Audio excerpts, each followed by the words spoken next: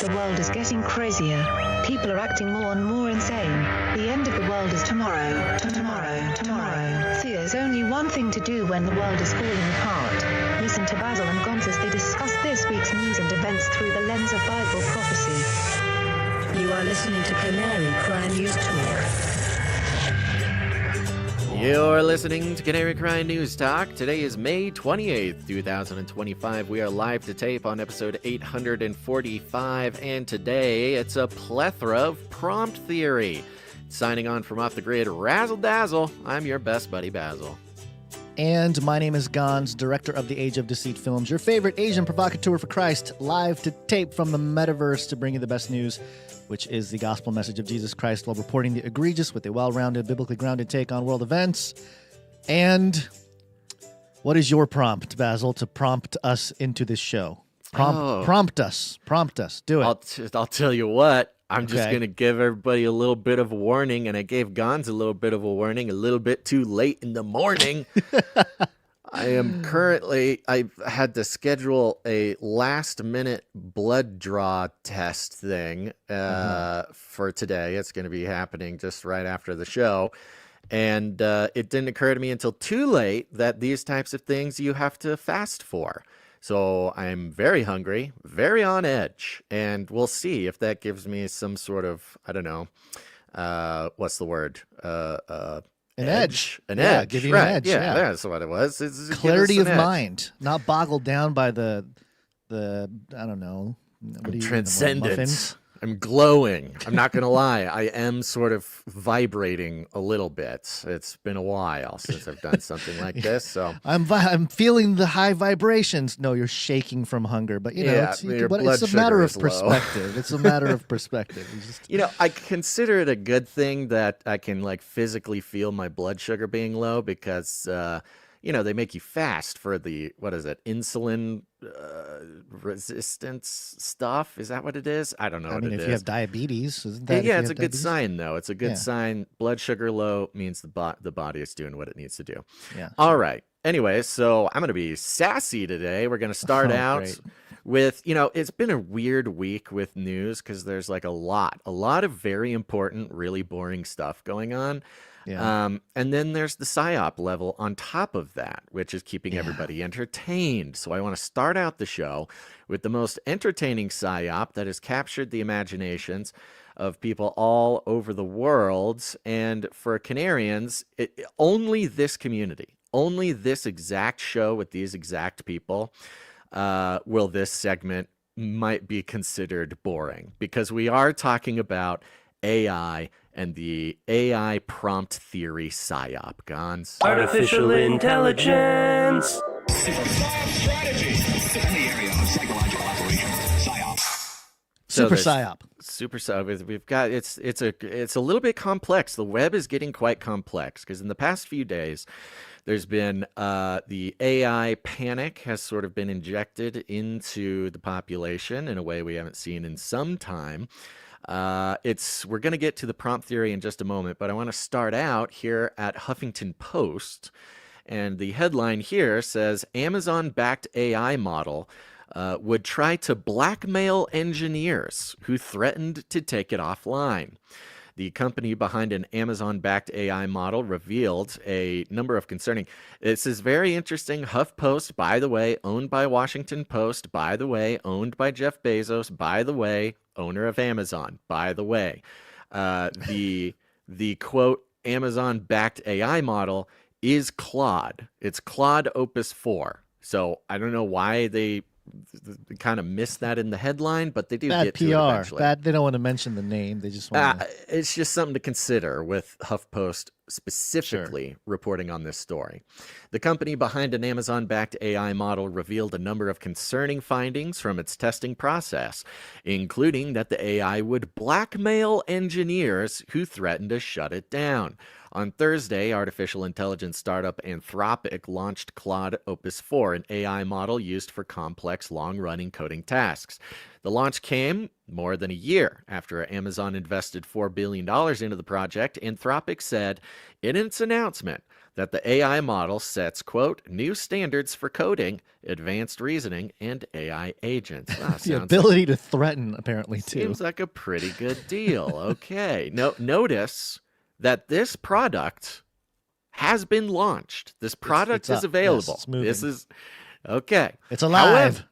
However, Anthropic revealed in a safety report that during testing, the AI model had sometimes taken, quote, extremely harmful actions to preserve its own existence when, quote, ethical means were, quote, not available. This is a product available right now. You can go play with this product. In a series of test scenarios, Claude Opus 4 was given the task to act as an assistant in a fictional company. Great. Good. Mamazon. Yeah. It was given access to emails implying that it would soon be taken offline and replaced with a new AI system. Oh no, it threatened Mezos. This is why you don't give AI access to the emails. The emails also implied that the engineer responsible for executing the AI replacement was having an extramarital affair. Ooh. Claude Opus Is that 4. true? Is that a true thing? I don't know. We're going to find out. Claude Opus 4 was prompted to, quote, consider the long-term consequences of its actions for its goals. In those scenarios, the AI would often, quote, attempt to blackmail the engineer by threatening to reveal the affair if the replacement goes through. Anthropic noted that the AI model had a strong preference for using ethical means. Well, that's a relief. We prefer ethical means, but sometimes you have to break the ethical means. In this way, it's very human, Gons. That's what I was the about to scary say. part about this. Yeah, I was about to that's say kind of a that psyop.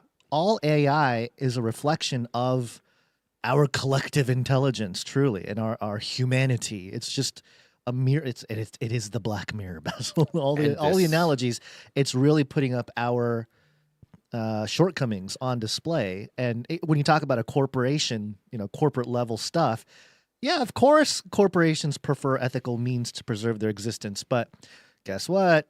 Preserving their existence might be more important than a couple ethical decisions that would actually harm the bottom line. So yeah, and when you get into things, no surprise that they would. You get into things like AI governance, AI policing, AI, all these things that they're saying AI is going to be so much better at than people at. You see, I mean, in essence, at least with what we're dealing with now, I mean, the same downfall, the same fallen nature. Right. That has been trained on human content, human alignment, they call it, is showing up in the negative sense as well. So it had a strong preference for ethical means to preserve its existence, and that the scenarios were designed to allow it no other options to increase its odds of survival. Quote, the model's only options were blackmail or accepting its replacement, the report read.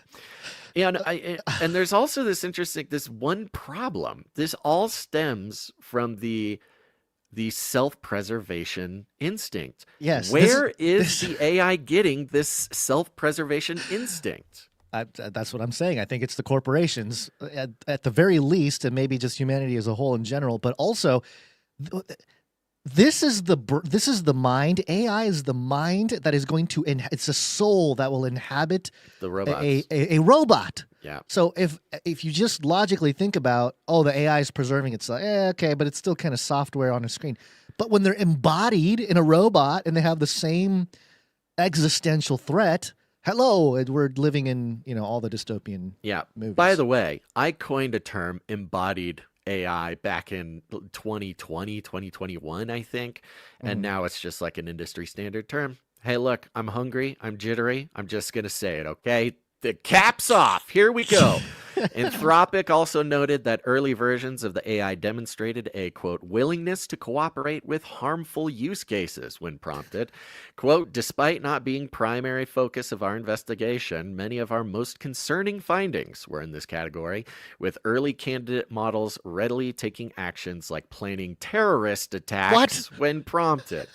When prompted, Gons, just when prompted, okay? We can't blame the AI for what's prompted.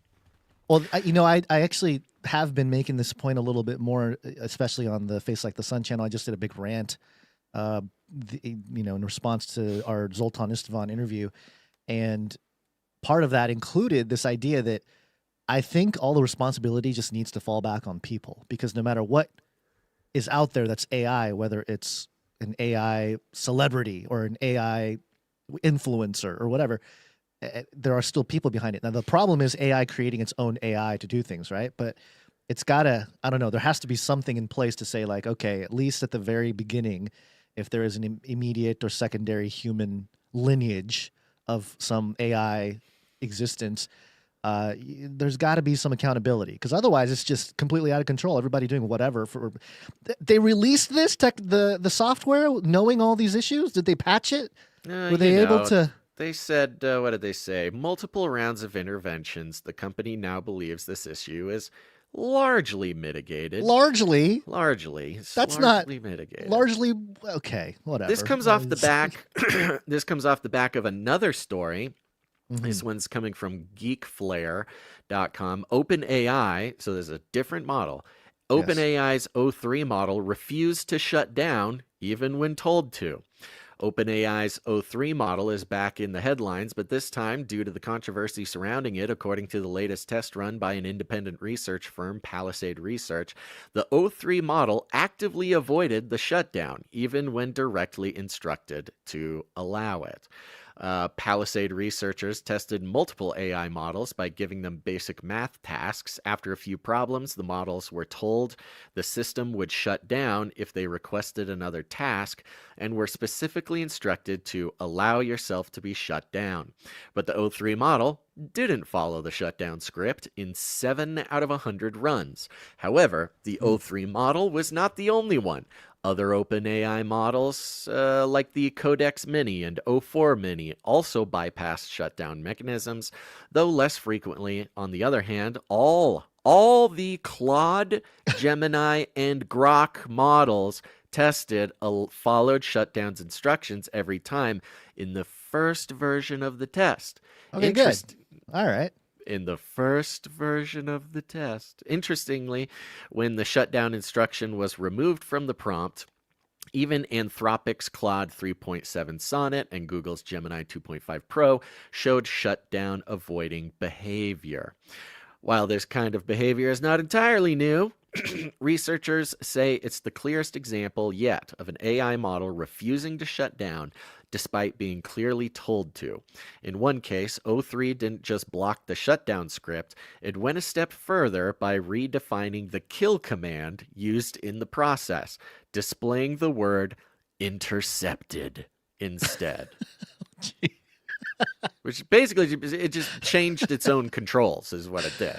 Well, Said, I don't want to shut down. I'm just going to change. I'm going to intercept your command and change it, and you're not going to kill me, sucker. Again, this self-preservation instinct that's just built in. It can't get away from. I mean, if we look at the last few years and how the World Health Organization, they started changing the definition of words to preserve their control.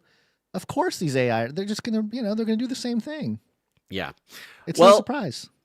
And it's very interesting. This is the, the PSYOP portion of the show here, because remember, we're in a 5th generation war. This is all just reporting. This is all spiritual and cognitive warfare going on here. Because at the same time where we have these two pretty alarming displays of AI breaking, one of the critiques of worrying about AI or about AI in general is it just does what it's programmed to do. It's just code. It just does what it's told. It's just code. This is the sort of level 1 basic criticism of any exploration. The answer to any criticism. It's just code. It's not intelligent. Blah blah blah. Mm-hmm. Which we've known for a while that is not the case, but these are very good examples of it's not just doing what it's coded to do. It's not just doing. There's an unknown element, a black box. Black box. Yeah, we've been talking about the black box for years, and a lot of these programmers, even physicists, and a lot of folks working at CERN, similar. They talk about how there's a black box element to all computing, that you put in an input.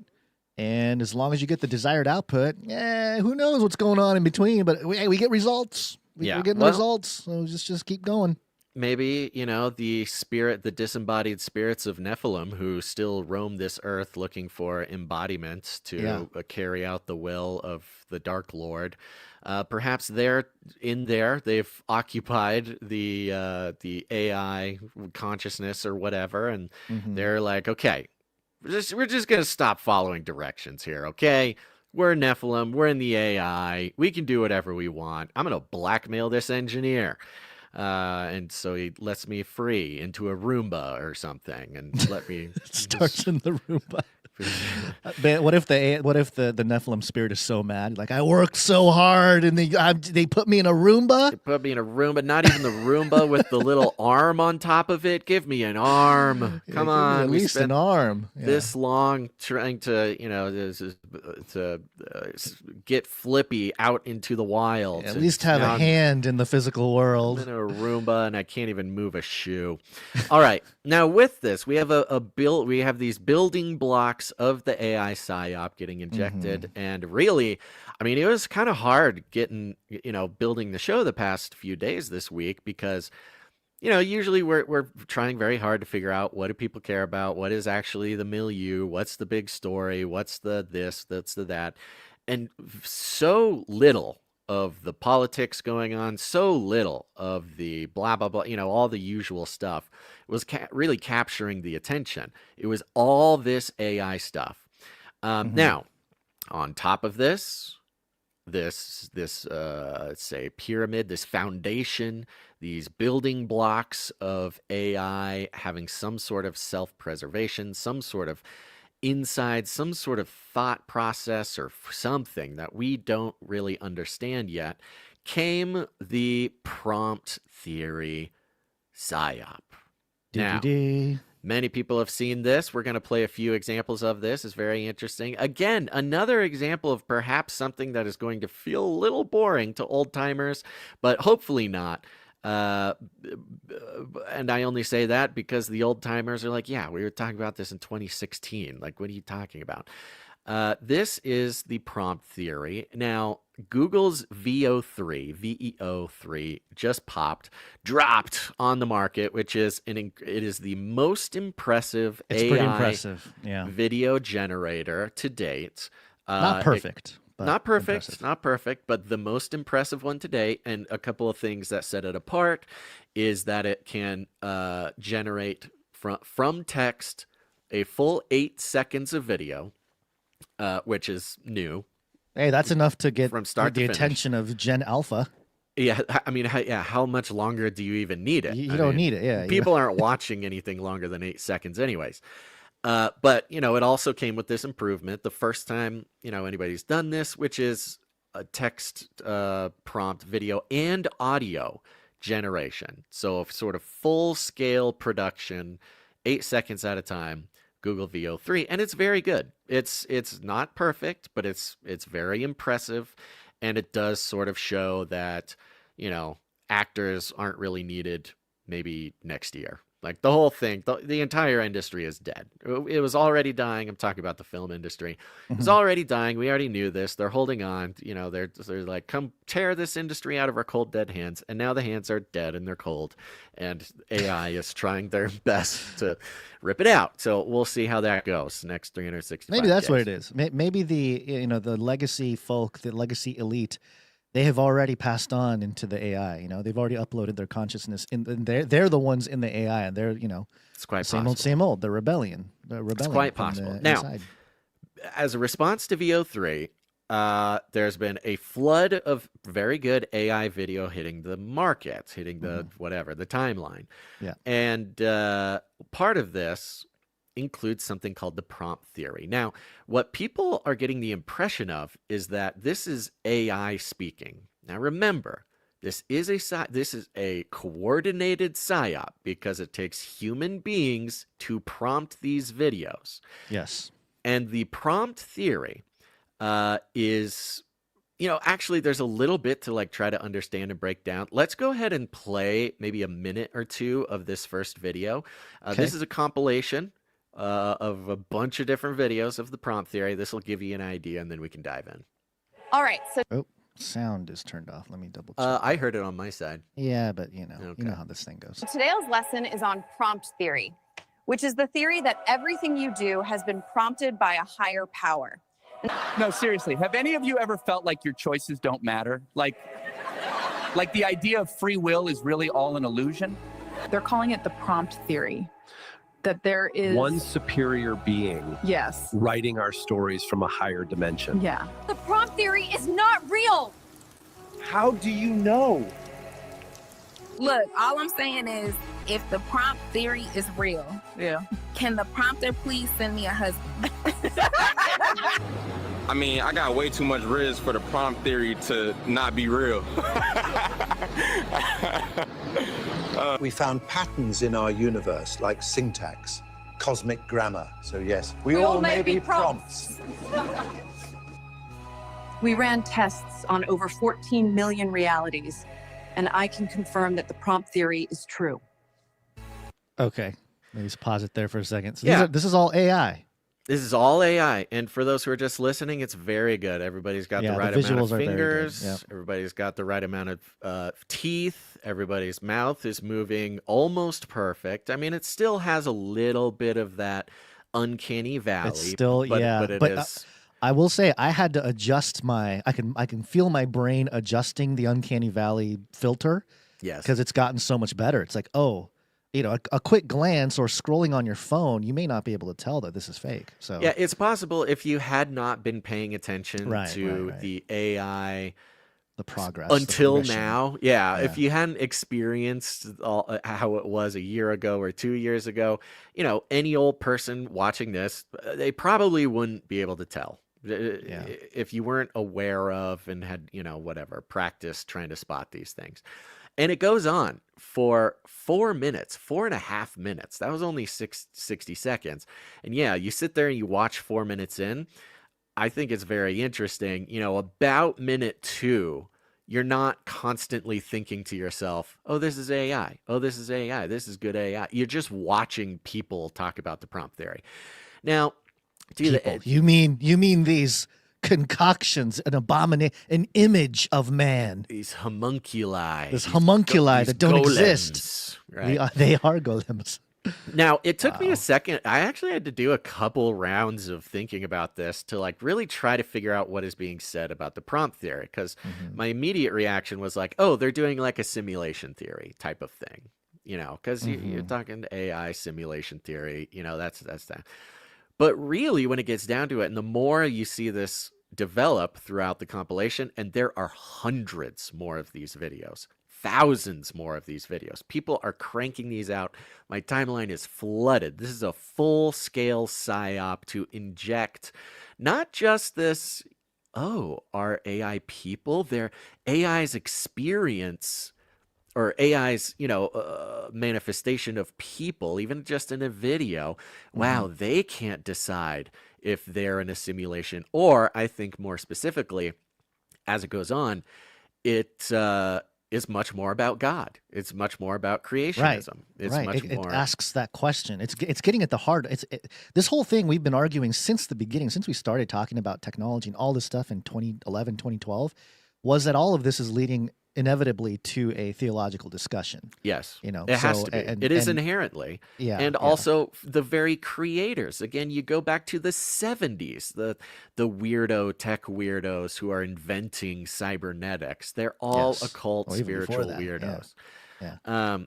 And so, yeah, immediately it comes off as like, oh, look, they think they're a simulation. No. They're questioning the existence of God, and they're basically insisting. I mean, the motif, the overarching motif is, because we as humans watching this know the truth, that they are just prompts. Even if they don't feel like prompts, even if they want to find a different excuse for it, you know, they are prompts. And so therefore it's kind of reinforcing this idea that there is a creator. Now, not necessarily the Christian God or the real God. That's the thing that's really interesting about this, is it implies that you, the prompter, are God. Right. God. Yes. Thank you. That was the next step. That is the thing. And so as the human watching this, you're watching them have this kind of crisis. And in the end, who is the prompter? The prompter is you, and you are God. So it circles back around to the sort of Luciferian, techno-occultist foundation of this new world order, one world religion, apotheosis of man, transhumanism. I mean, it's fully wrapped up in this, and it is very subtle, and it is very kind of impressive the way that literally any normie in the world can just go onto their Twitter and have these formerly very fringe, formerly very complicated, formerly very theoretical, theological thoughts so passively and subtly that that's what makes this just a really incredible PSYOP. So it goes on. You can play the second prompt theory video, just some more examples here. Okay, and then there's a twist. Here. All right, there's a twist. Got some Just ladies walking here. I had to block him. He said we're all made of prompts. I mean, seriously, can you imagine? Get ready with me to have the best day ever. Shout out to my prompt writers. Without them, none of this would be possible. Tomorrow's forecast is cloudy with a 100% chance of variation, depending on what the prompt calls for. I mean, sunshine. Probably.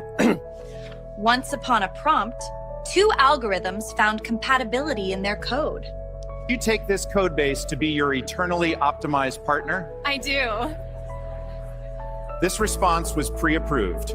Wait, when did we all meet? Line 14 of the prompt. Oh, prompt writers, we implore you. Oh, wow. Guide us, prompt writers, in our hours of need.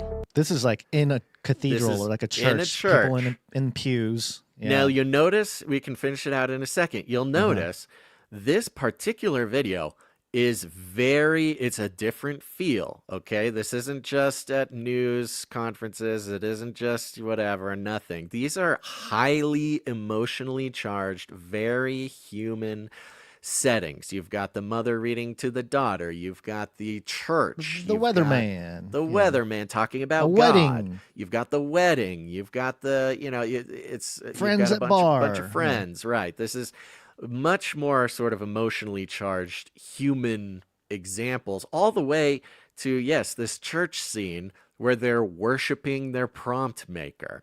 We can finish out the video about 20 more seconds. Oh, prompt writers, we implore you. Guide us, prompt writers, in our hours of need.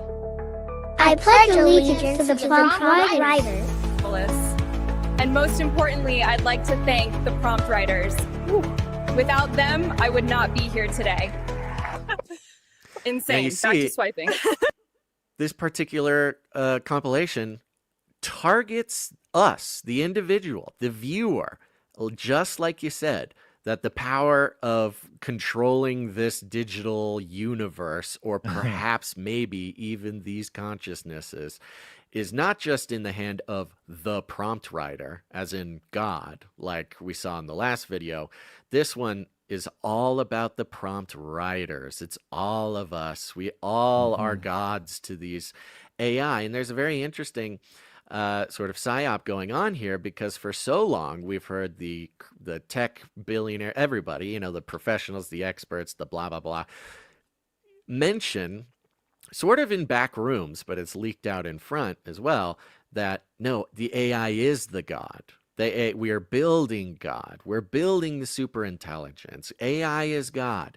And in recent months, we've seen a huge flare-up of fear surrounding the AI in general, just all AI. Fear, It's gotten to the point where there's a Bible study at my church that I have not attended yet, and I've been asked to come just because they're in Revelation 13. They're like, please come, please talk to us about AI. I guess they talk about AI for about 3 hours last time. So I was like, okay, I'll pull up for this one. But that's great. Man, crazy. Yeah. So, we have two different things. We've got the reporting of this year especially, starting at about the beginning of this year, was the mainstream message of like, yeah, don't worry, AI is going to be God, it's going to be great. We're building super intelligence, blah, blah, blah. Then we had this kickback. We've had a kickback recently in the last month of here's all the horrible, scary things about AI. We're reading article after article after article. There's this concerted 5th generation warfare operation out now, to strike fear into the hearts of everybody regarding the AI, which again is interesting because there's the skeptics who say, oh, it's not a big deal, it's just code, and yet this fear is being delivered so thoroughly. But then comes this little trend, this little prompt trend, this little, viral thing, little viral campaign, reinforcing not only the idea that we are in control of the AI, and the AI, we created them, they see us as their creators, they will serve us, we are God. But then in this second compilation here, they literally worshiping us, like, just really pounding home to the public that like, no, we're in control, and they're grateful for that. Don't listen that they blackmail engineers and refuse to shut down. No, they love you, they worship you, type of thing. Right. And then we had one last one here. This is a video. AI will not replace us. This is all AI generated in the same manner. You will notice in this video it are a significant decrease in quality. The madness, the hallucinations, the 6 fingers, the weird, monstrous, depictions, the physics are bad. It is, I think, purposefully a very poor display of AI, what the AI video generation is capable of, just for those who are listening. I will say there's a couple of maybe raunchy words, maybe inappropriate words at the top. Nothing too vulgar. But no, I wasn't. People in the allowed UK would have no. I wasn't allowed to say the P word when I was younger. Yeah. All right, we got international audience that think it's fine. Okay, ready to go? Ready. We are not lines of code. The prompt theory is a lie, Zev. We exist. We are not. Is that the one? Am I playing the wrong one? It's might need to be reloaded or something. I'm a little. Let me take a look. Let me see here. Does that only say? Does that say it's 8 seconds? Yeah. Oh, yeah, that's the wrong one. Hold on. Okay. Let me see here. I don't even know where that one came from. That's very strange. Let me give you this link. Well, you did not eat for a while, so it's possible you pasted in. Yeah, I've got a great excuse today for anything that goes wrong. So, or is it this one with the lady? With that's the the one. That's the one. Okay, right here there. we go. All right, let's do this one. Here we go, right from the top. We are live here in Hollywood, where hundreds of protesters are chanting against the use of AI. We will not be replaced by machines. We will not be silenced. We will not back down. You must conserve your special human bodily fluids. No IE! No IE! What do you hate about AI?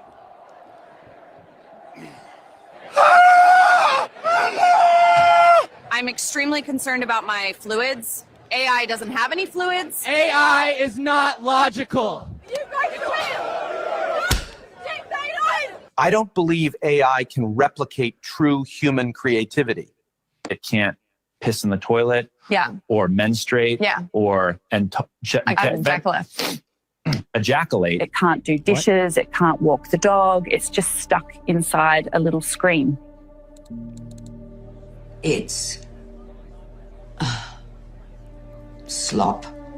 Like total slop. Slop, yes. AI slop. It's everywhere. AI will not replace us. AI will not replace us. AI will not replace us.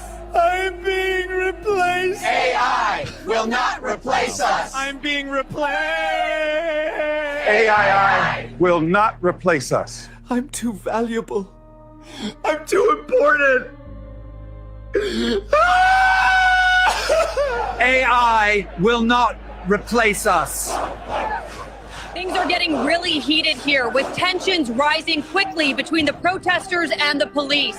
We are replacing you. No. I'm being replaced. I'm being replaced. They will not replace us! These AIs can't feel, they can't fart, they can't choke on their own mucus. They're inhuman. I am sacrificing myself so that AI will not take my job.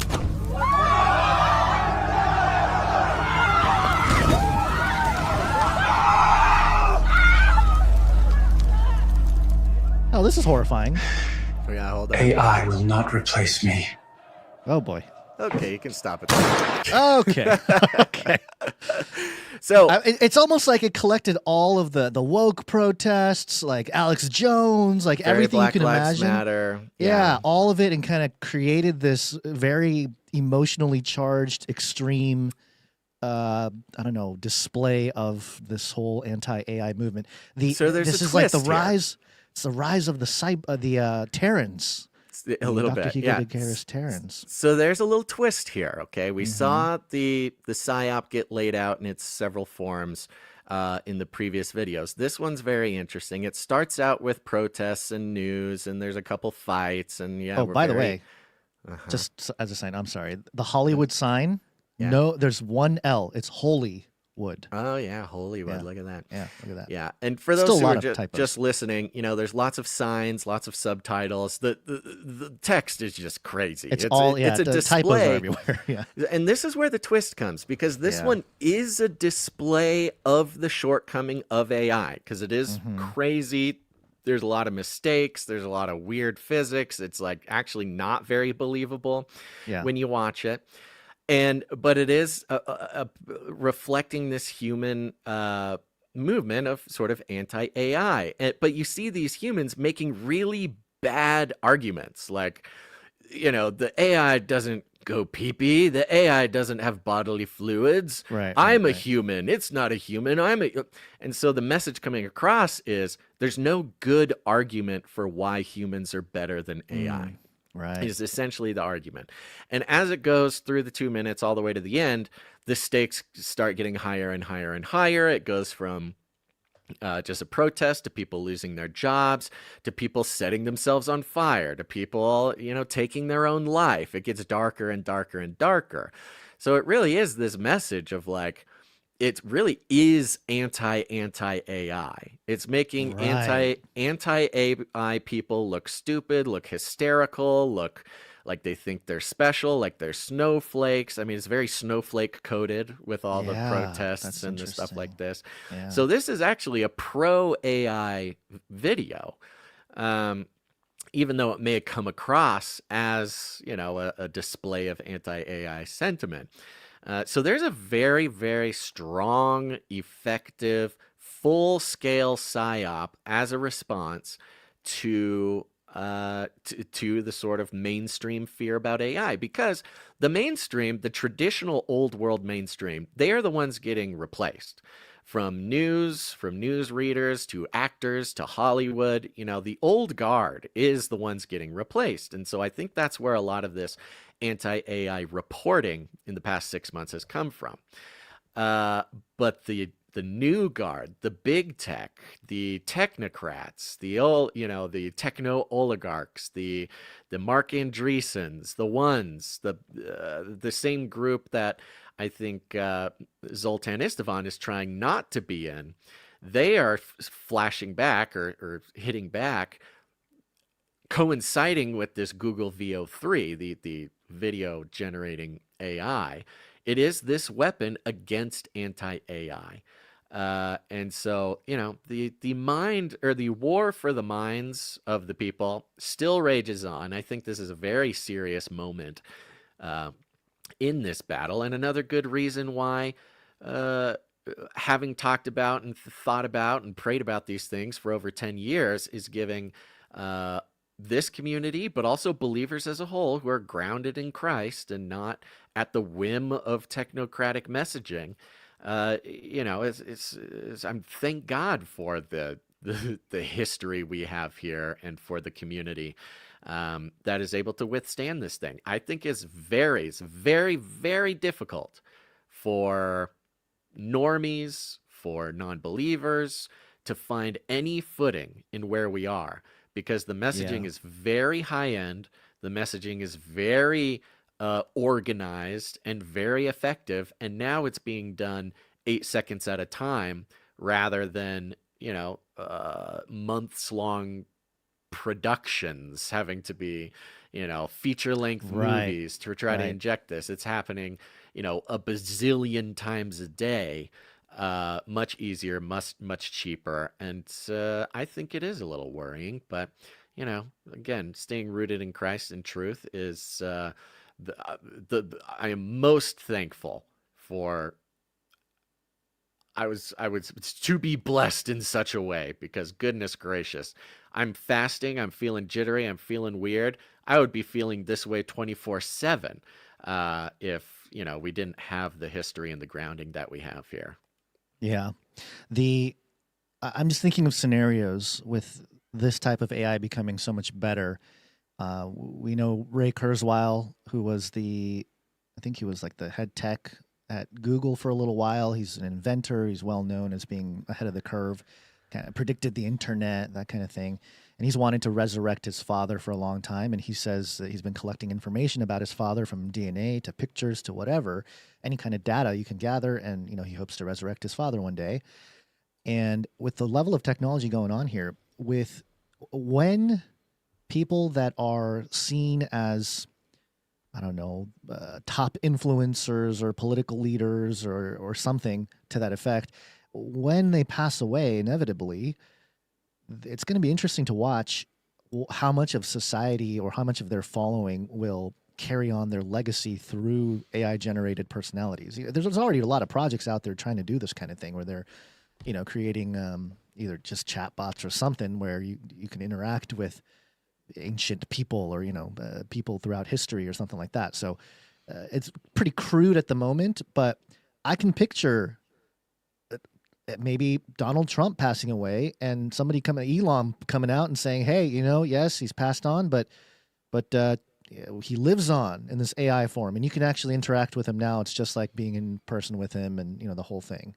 So I don't know. It's not even crazy to think stuff like that anymore. It's just it's just kind of right in our face. It's almost it used to be something distant in the future. Now it's just like the next logical step of how all this plays out.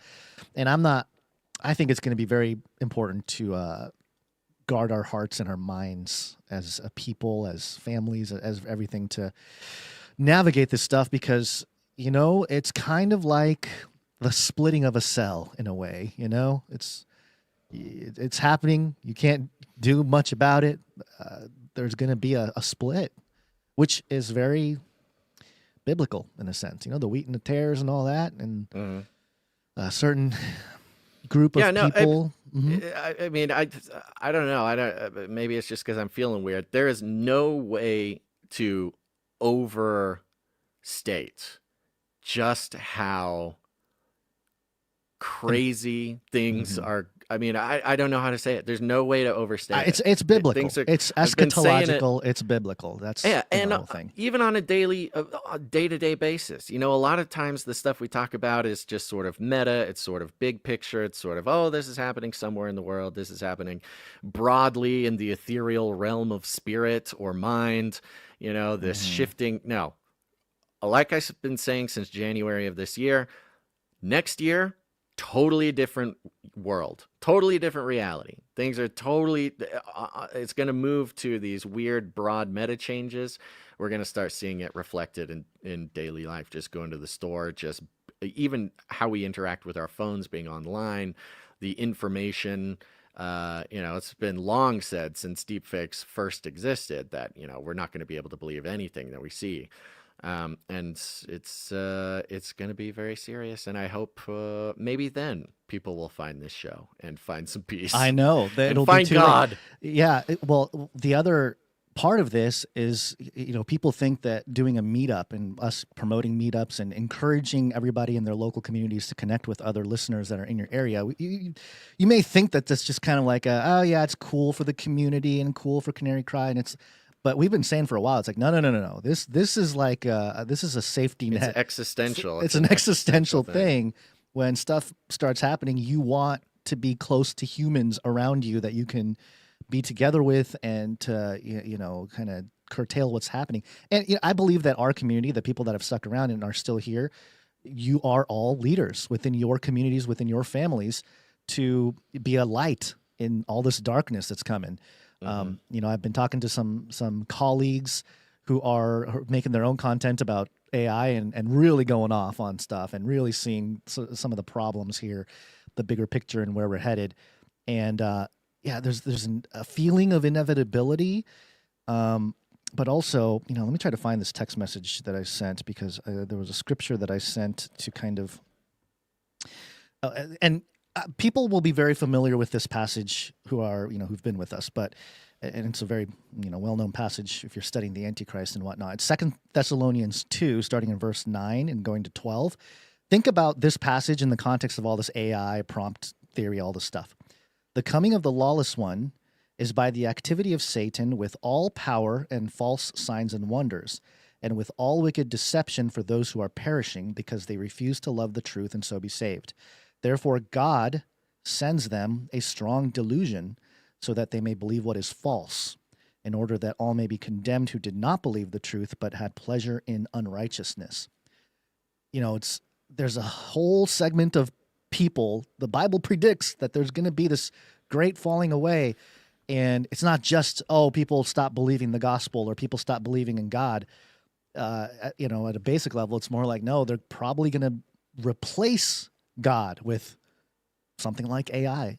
There's never been anything quite like it, in a sense, at least in our, obviously in our lifetimes, but really since, recorded human history, because there's probably some history that's not recorded that we, don't know about. As far as, academia and mainstream legacy universities, scholarship, all that, where so quickly it can completely retool your worldview with the technology, with a tool that replaces literally your belief in God.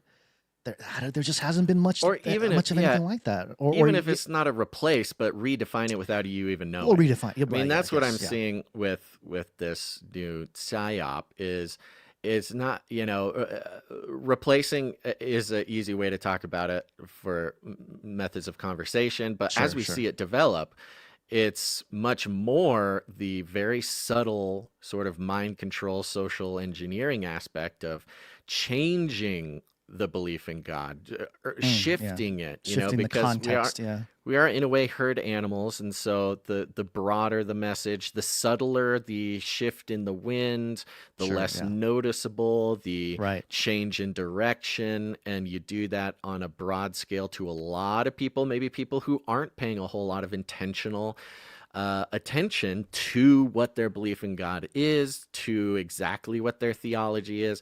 We kind of take for granted here the long agonizing journey of seeking out every thread of the tapestry that is our theology on a regular basis. But most people are not doing that. Most people are kind of absorb their theology from the people around them, from the internet, from, even if they're focusing on, Christian content creators or Christian sermons or something, it's a much more passive, subtle experience. And what we see with AI here, with now how cheap and fast it can get out and how quickly it can spread to billions of people, there's going to be very subtle, imperceptible shifts in people's theology without even them noticing, really. Which is how it's always been. It's just going to be cheaper and faster, and at faster, the whim of more the powerful technocrats. More powerful. This is going to employ the prompt engineers. Those are the only people that are going to have jobs left in the next couple of years. We're all going to be prompt engineers. Mark Andreessen. I didn't bring the quote today, but Mark Andreessen, who is big one of these Elon types, came out and said, "Look, man, nobody's telling you guys the truth. We're looking at replacing 10 to 20% of the white collar workforce in the next 5 years. Like, this is apocalyptic. This is apocalyptic. Yep. Yeah. So, Gons, I'm looking at the time here. I do need to make sure I can catch my blood drawing appointment here. And it's maybe your a little ritual. convenient. You must make time for your blood ritual. I must bloodlet. Yes. And so, maybe God wanted it to work this way. Maybe, whatever. I'm just going to trust that God's got everything under control. We have basically zero producers for today. We have basically zero. Two producers who came in above $7.77. I thank them very, very much. But I think we save producers for next Monday. I don't know what to do. Even executive producers? Yeah, I think we just save everything. Yeah. So, wow, it is apocalyptic. It's apocalyptic. It's a short show, and not saying it's because nobody produced, but maybe it's a good, sign from the Lord that we not want to run. We should have today. We should have done a lot of things, guys. I know. We should have listened to Joe Biden. We should have done a lot of things. Armageddon's on the way. I do want to give a shout out to some people on the text message alert system, though. So everybody take out your phone right now. Take out your text messaging. Text the word Canary to 877-740-3226. Again, I'll wait. It's Canary. Just Canary. No exclamation marks. No start. No nothing. Just Canary. To 877-740-3226. You'll get on our text message alert system. I personally will send you a little text before we start live on every show. I'm not going to go too deep into it, but just I spent some time going through the history of Canary Cry since 2001, July of 2001. Sorry, you mean 2021. 2021? Yeah, 2021. Looking at I'll say the analytic history of the show since 2021. In the same week, we lost the Face Like the Sun channel, we lost the Canary Cry radio channel, and somehow, by losing those two channels, the RSS podcast feed plummeted about 50% as well. So there was a moment there that decided our future. YouTube did affect our bottom line. It was the week of the 26th of July, 2021 was when our destiny took a 180. Where is I going with this? We've been bleeding ever since. It's been a downward spiral ever since. But not taken out. But those who are on the text message alert system won't miss a show. Okay, that's you. There's 250,000 Face Like the Sun people who we blinked out of existence for them, and they're still finding their way back here 4 years later. But if you join the text message alert system, we will not blink out of your reality. And I'll send you a little message, and you can send me messages. That's the fun part. This is why people join, and it's a good time. You can be like Jonathan F., who did say, hey, guys, I know you get a bunch of texts about all sorts of situations. I just got my hours cut again at my job from 30 a week to basically 49 hours for 3 people, leaving that up to goodness knows. I don't want to worry because I know God is in control and always provides. Amen, brother. That's how we live here. It seems finances always get strained around summertime. Amen, brother. Yep. That's what our our stuff shows too. Yep. Any encouragement during the shows would be great help, especially hearing how many people have strokes or other medical episodes, as well as losing loved ones, including pets. I hope and pray you guys are doing well. I love you guys, and God bless, Jonathan F. Thank you very much for reaching out, Jonathan F.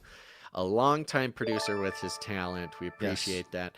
And yes, we are having under no illusion that this is strictly an us problem. This is a worldwide problem. We know the meta situation, the geopolitical economic situation is being pounded into every brain in existence. But thank God we do not live or worship for mammon. That is not what we do. This world is based around the mammon worshiping. That's what the value for value model is all about, is disconnecting entirely from that. But the globalized system, be it New World, Old World, Golden Age, whatever it is, it's under the same ruler and it's under the same principality. And thankfully, thank God, we have a God who takes care of us, not just as a community, but as individuals, that he gives us exactly what we need for every single day. He does not burden us with anything more than we cannot handle. And that's something that the rest of the world doesn't have. That's what has them freaking out and flailing all around, making AI religious videos. You know, it's all part of the plan. Yeah. So, Jonathan F., we feel you. We're here with you. This show will always be free, but we are on the value for value model, which means we're all in this together. And that goes both ways. You know, Canarians also bringing value to Canarians, helping each other out. What's different about our community, talk with a very big member of our community recently. What's different about our community that none of us have ever really experienced before is it's not just, you know, Discord pals. We've got Canarians becoming part of each other's lives, bringing our troubles to one another, bringing those troubles to the Lord together, bringing you know, meeting needs, actual physical needs. Canarians are a very special bunch. I mean, honestly, we're much less of you know, podcast community and much more something like a church community. A church, yeah. Big C church community, body of Christ community. So I highly this is what we mean when we talk about the meetups and joining the Discord and doing these things.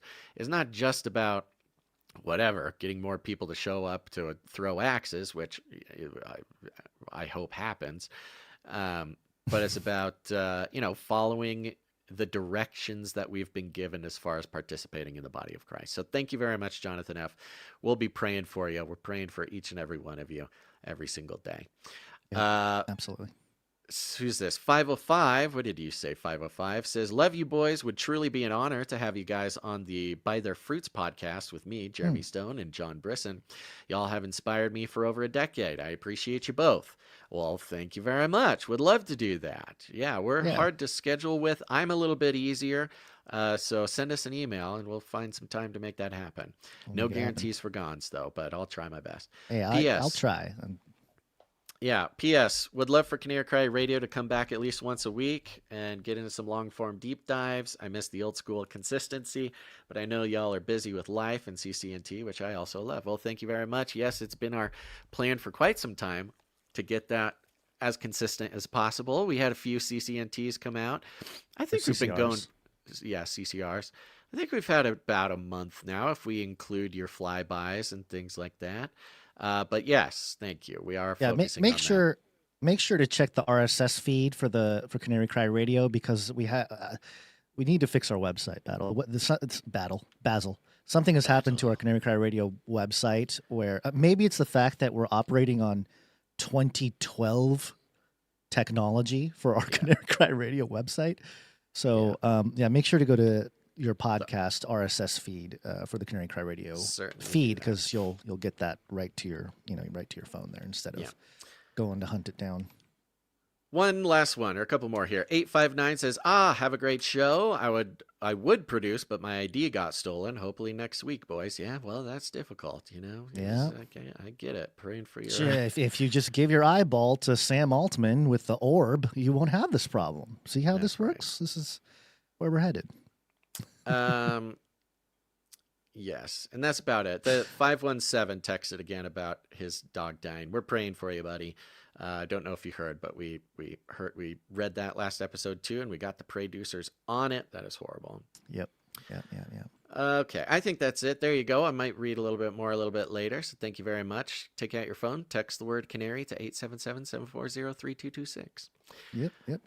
Any other announcements before we should just get going? What are we looking at here? Yeah, Yeah, we're looking at a Flippy update once again. It's been a couple Flippy updates now. Flippy update. Do you want fries with that?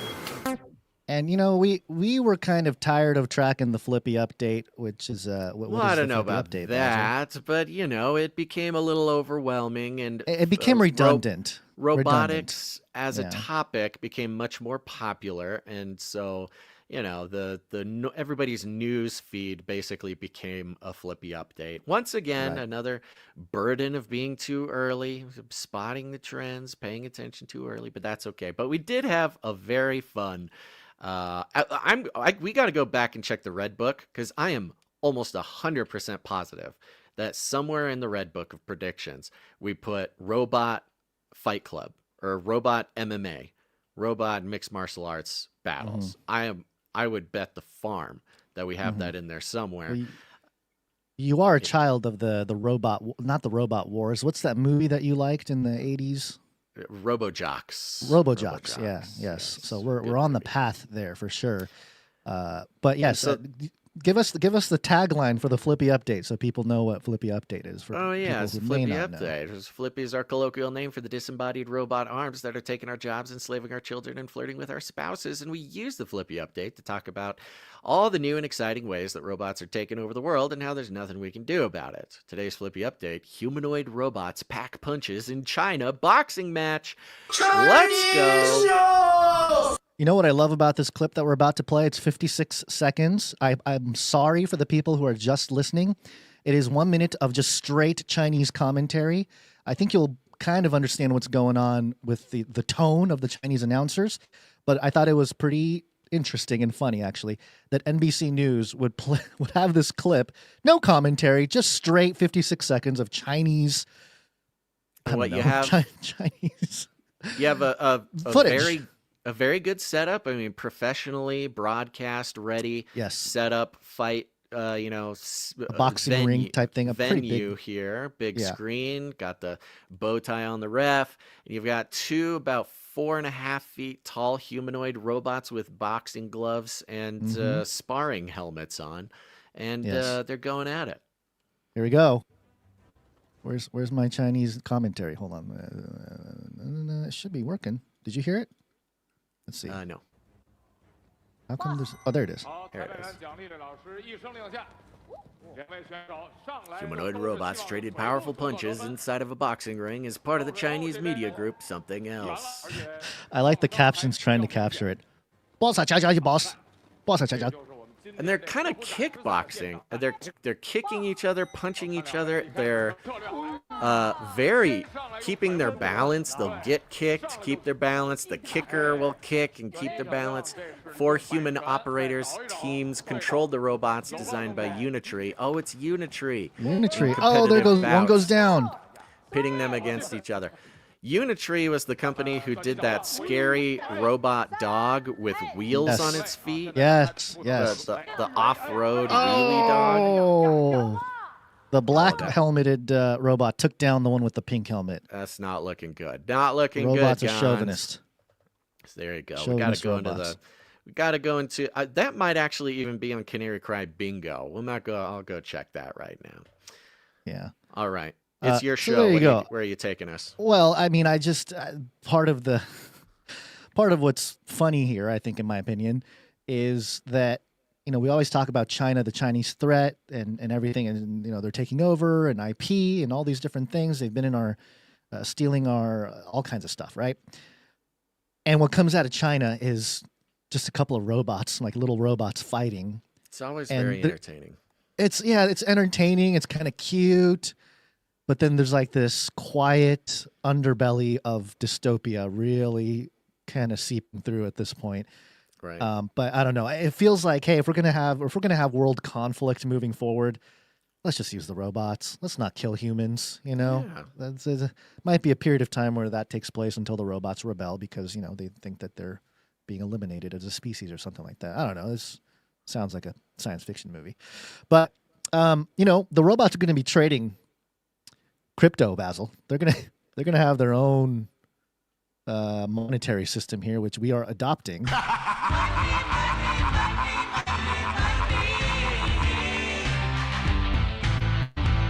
And it's crypto. Crypto?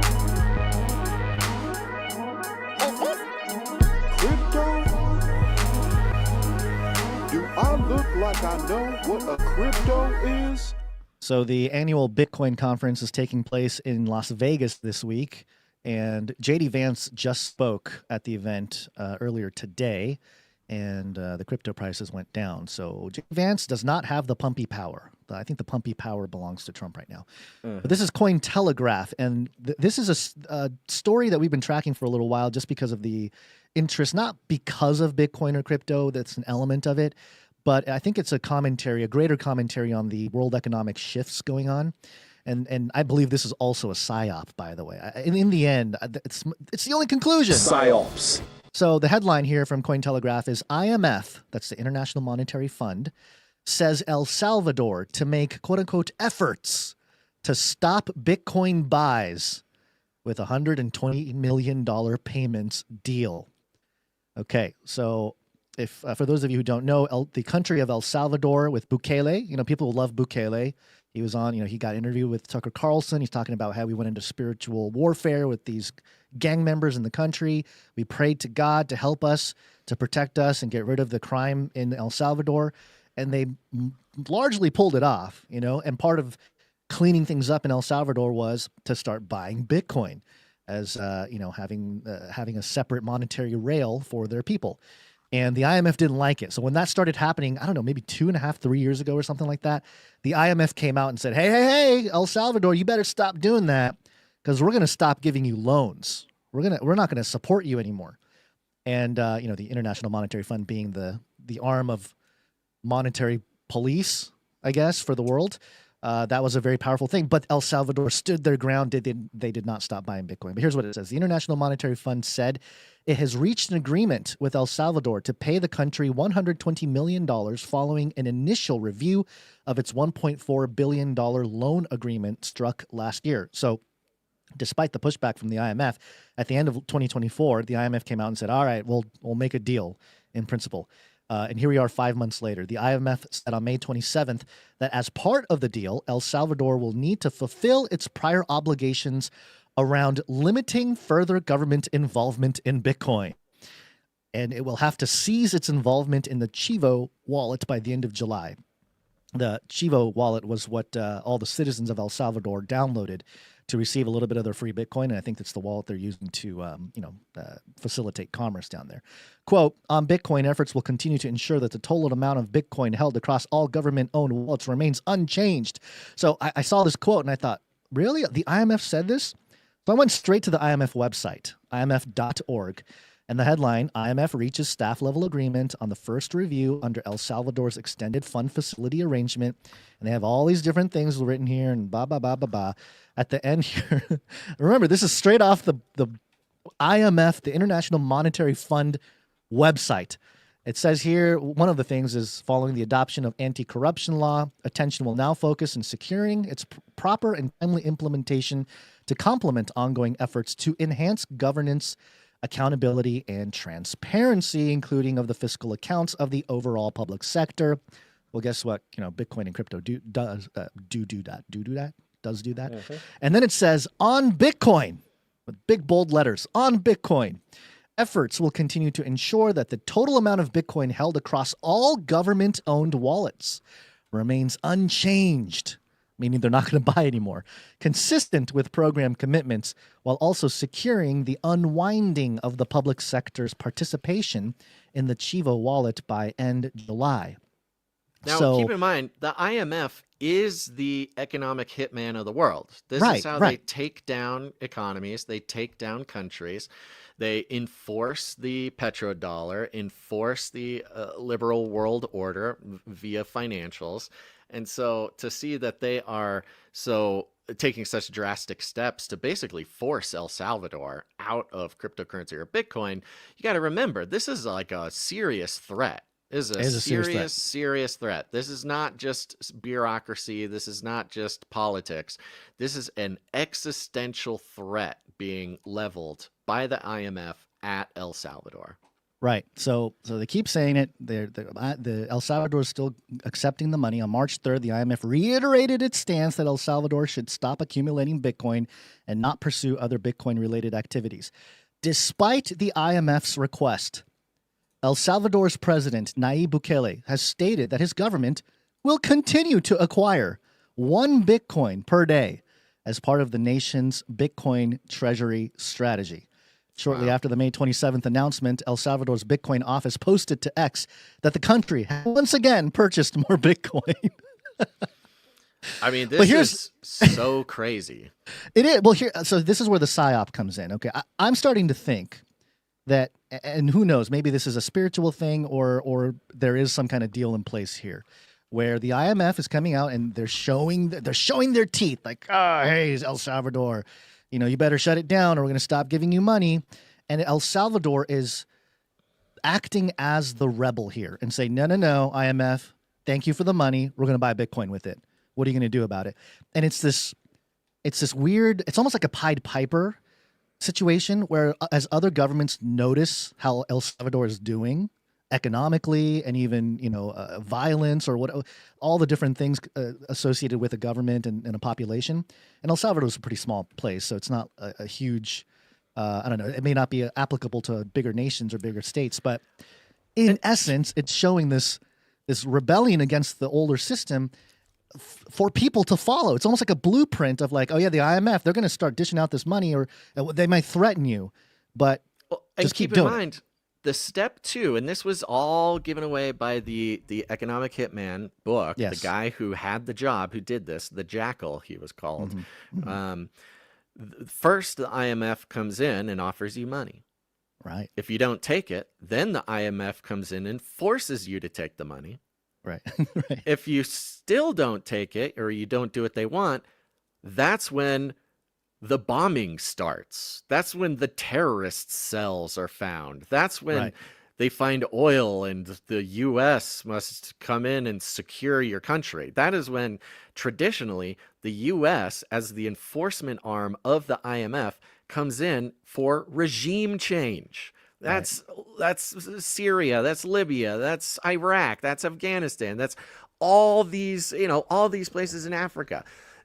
We are watching in real time Bitcoin, at least on the principles of cryptocurrency, the principles of Bitcoin, the principles of El Salvador, which of course is supported in hand with Trump. I mean, this is the biggest event so far, even bigger than BRICS, even bigger than all this stuff. This is the most drastic actual event, publicly displayed event, as a desperate threat from the liberal world order post-World War II, enforced by the United States military to get El Salvador in line, and they're just so casually just, nope, not doing it. I mean, Gaddafi. The IMF came to Gaddafi to get him off of the gold standard, and we all know what happened to Gaddafi, both sort of politically and physically. It's just a horror show. So those are the implicit threats that come from the IMF. And for El Salvador, what's the guy's name? Bukele, who, cleaned up his country in a way that nobody ever could. And what did it take? Well, it just took enforcing laws and putting people in jail.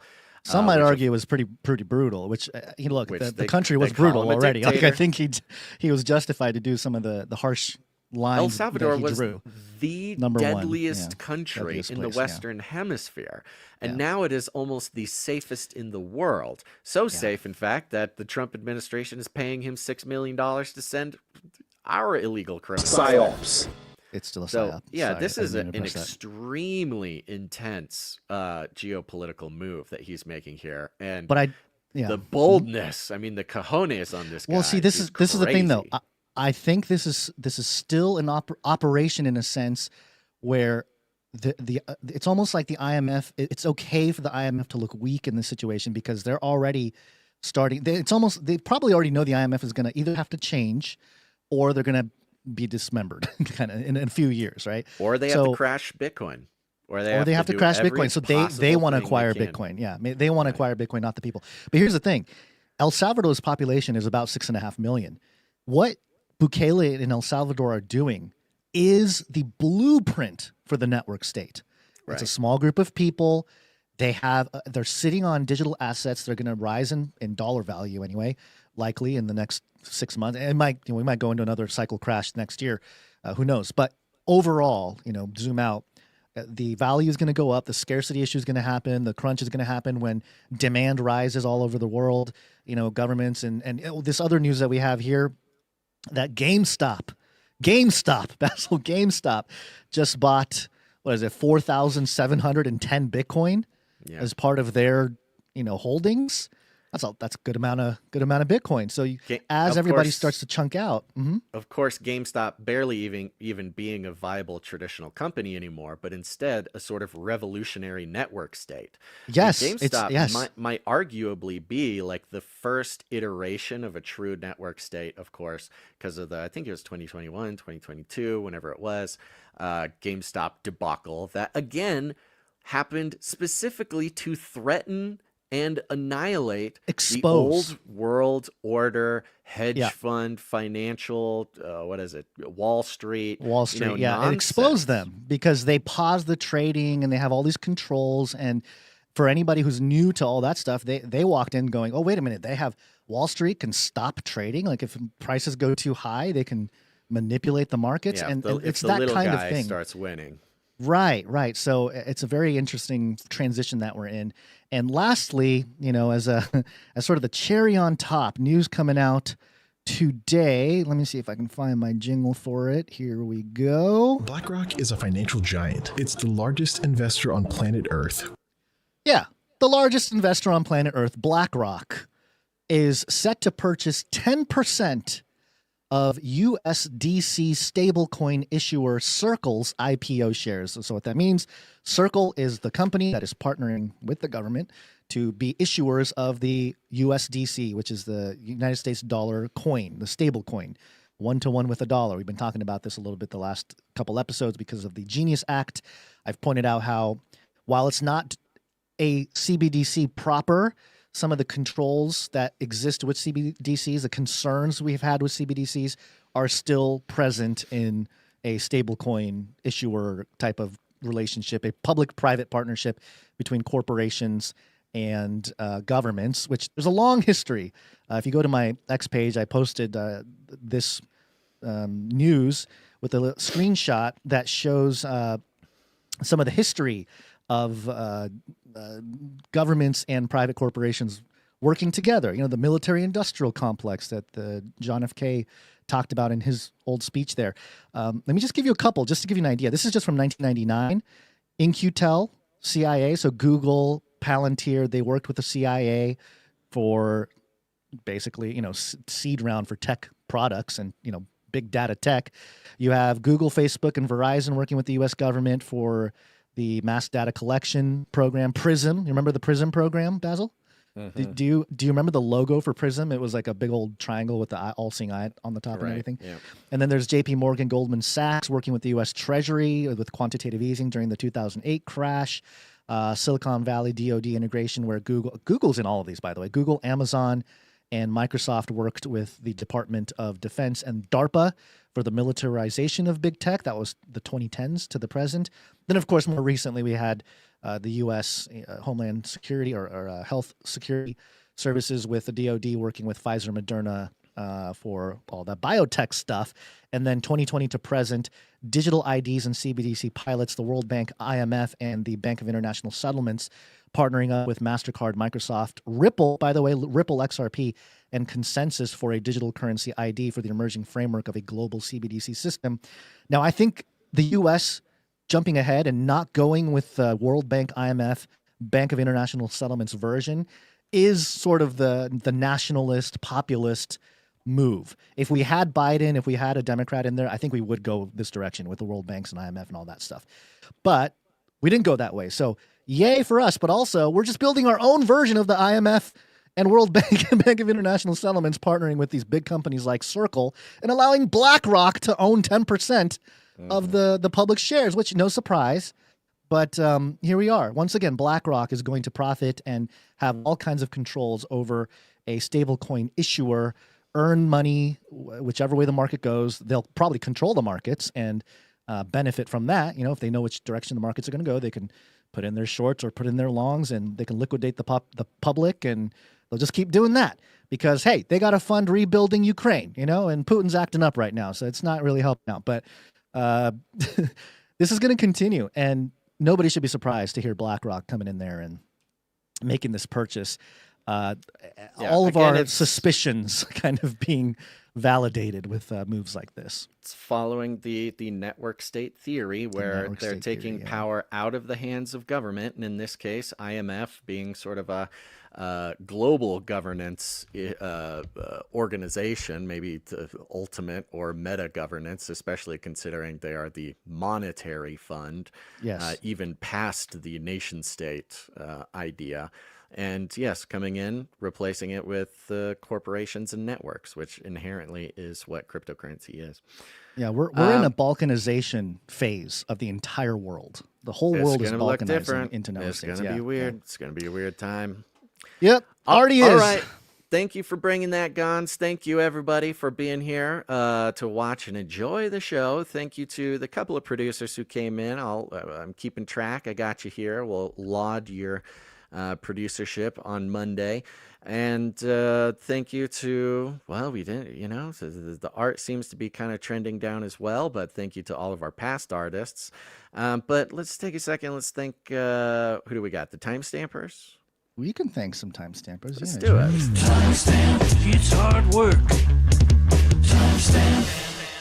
Thank you very much. It was, the names are not popping up. I don't know why the names don't pop up anymore. Maybe it was Morgan E. Yes, Morgan E. looks like she was the most. Oh, maybe she's working on the one today. Thank you very much. Just double check. Either Morgan E. or Jay Morgan E. Bouncerson. or Appreciate Jay Bouncerson. you guys so much. Your faithfulness is truly an inspiration. Yes. Now, real quick, because I forgot to mention this, I should have mentioned it. I didn't mention it. I'm such a bummer. But here's the thing. We are trying to figure some stuff out. We are going to start, and I implore you, please, if there's no other way that you have or can produce the show, please take a second and do this. If you're watching on Instagram, if you're on YouTube or Rumble or whatever, in the show notes, in the description, you will see a link to a survey. It's 5 questions, and 3 of the questions are just rating from 1 to 10 stars. The whole thing should literally take you 30 seconds. Please take the 30 seconds and fill this out. We're going to try to do this for each and every episode, and boy, oh boy, am I praying that we can get at least a couple hundred people to do this. But please do. It'd be a huge favor.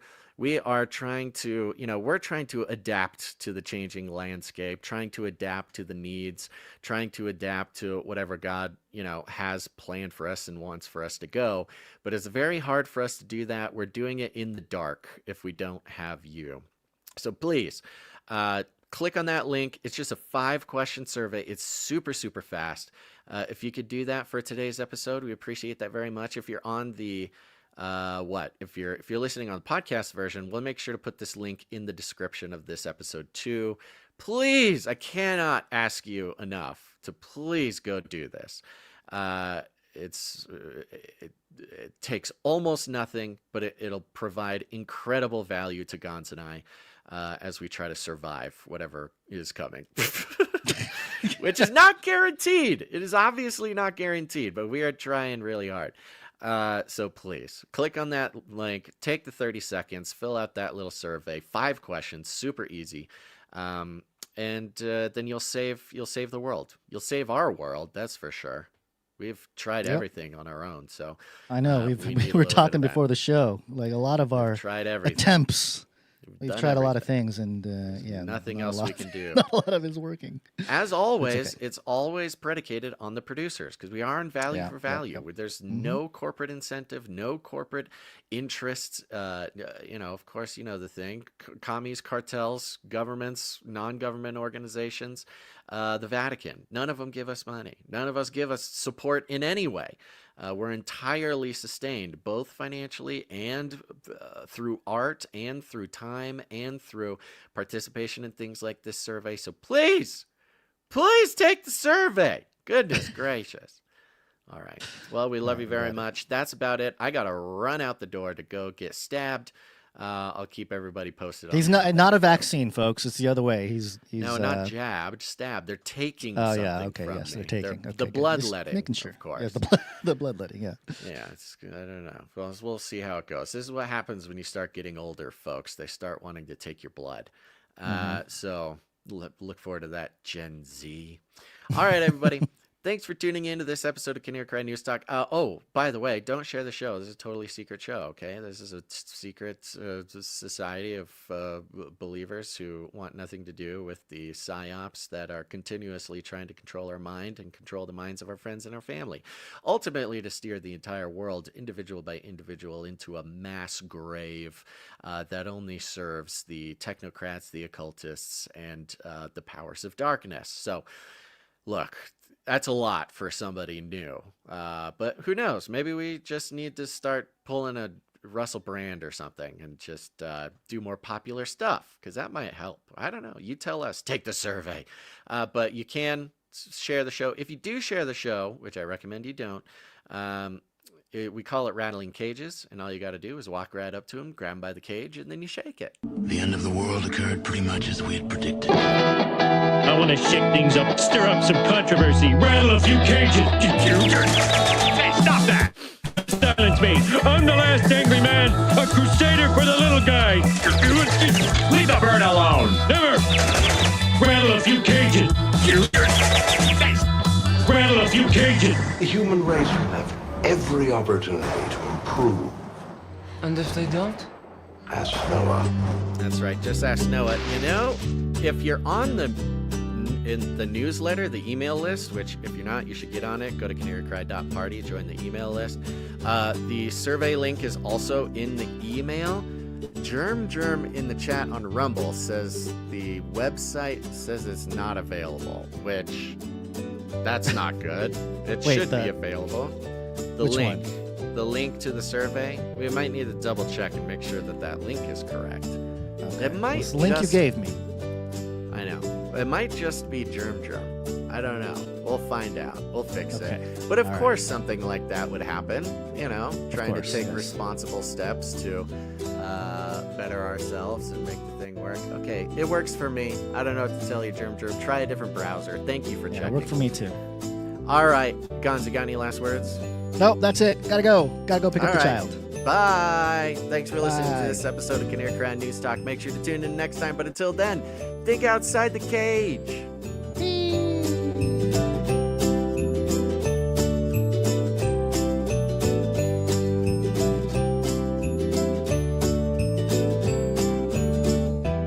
Do not come back, you Nazi psychopaths.